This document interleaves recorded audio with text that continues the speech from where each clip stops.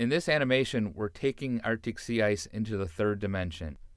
Here, we're looking at the ice age, which is an indicator of thickness. Generally, older ice is thicker ice. And so what you see in this animation is, first of all, the ice pulsing out and in with the seasons. In winter, the ice grows out and expands outward.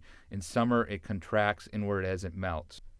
In addition, you see the whiter ice, which is the older ice, moving around the Arctic, being pushed around by winds and currents that move the ice. And what you can see is, over the years, the ice pulses around and it moves around towards the top along the coast of Greenland. You see that the older ice eventually moves out of the Arctic and into the North Atlantic, where it melts. But the ice gets replenished within the Arctic because some of the ice survives each summer and grows older. And particularly in a region north of Alaska called the Beaufort Sea, where the ice spins around in a clockwise direction called the Beaufort Gyre. And that ice can keep spinning around, oftentimes for several years, and gradually getting older and thus getting thicker. Eventually, the ice will spin out of that gyre and go out through Fram Strait.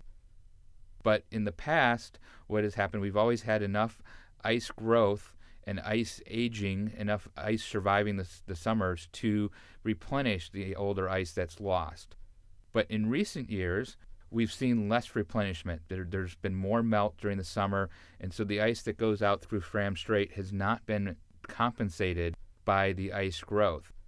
In addition, especially in recent years, we've seen some pretty remarkable things in the Beaufort Sea, where that area that used to be a nursery for the development of the older ice, allow the young ice to age and mature. What we've seen instead is the ice is now more broken up, more scattered, and that's allowing the older ice to melt within the Beaufort Sea.